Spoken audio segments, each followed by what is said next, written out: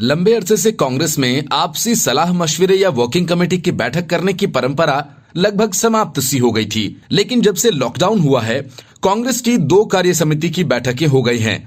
आखिर कांग्रेस में इतनी बेचैनी क्यों बढ़ रही है? वास्तविकता यह है कि कांग्रेस को कोई मुद्दा तो मिल नहीं रहा है।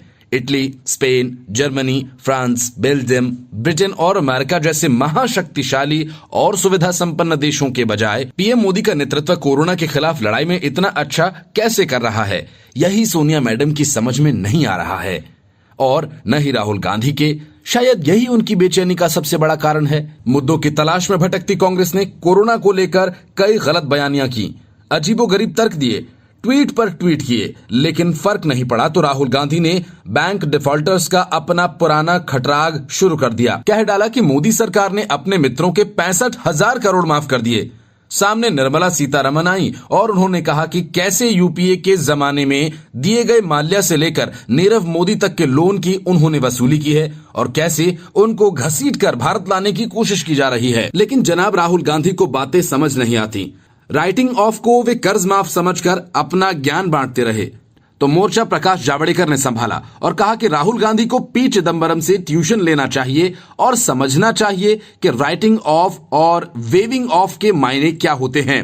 केंद्रीय मंत्री प्रकाश जावड़ेकर ने कहा कि राहुल गांधी की इस टिप्पणी पर मैं भौचक्का रह गया कि मोदी सरकार ने 65,000 करोड़ रुपए माफ कर दिए। केंद्रीय मंत्री प्रकाश जावड़ेकर ने बुधवार को कांग्रेस नेता राहुल गांधी द्वारा किए गए दावे को खारिज कर दिया कि केंद्र ने बैंक कर्जदाताओं के 65,000 करोड़ रुपए को माफ कर दिया है। उन्होंने कहा कि एक भी पैसा माफ नहीं किया गया। राइटिंग ऑफ माफी नहीं होती। जावड़ेकर ने कहा कि राइटिंग ऑफ जमाकर्ताओं को बैंक की सही तस्वीरें दिखाने की एक प्रक्रिया है।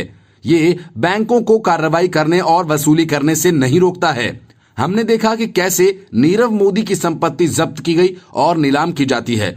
माल्या के पास में उनकी अपील खारिज होने के अलावा कोई चारा नहीं था। आरबीआई द्वारा बैंकों को धोखा देने के आरोपी 50 विलफुल डिफॉल्टर्स की सूची जारी करने के बाद गांधी ने भाजपा पर हमला किया था। ट्विटर पर राहुल गांधी ने आरोप लगाया कि बीजेपी डिफॉल्टर्स के नाम छिपा रही है क्योंकि इसमें सरकार के दोस्त शामिल हैं। राहुल गांधी ने एक वीडियो के साथ हिंदी में ट्वीट किया था कि मैंने संसद में एक साधारण सवाल पूछा था, मुझे 50 बैंक डिफॉल्टर्स के नाम बताएं। वित्त मंत्री ने इनकार कर दिया। अब आरबीआई ने नीरव मोदी, मेहुल चोकसी और अन्य भाजपा मित्रों के नाम सूची में डाल दिए हैं। यही कारण है कि उन्होंने संसद से सच्चाई को छिपाया। Bureau report, news of India.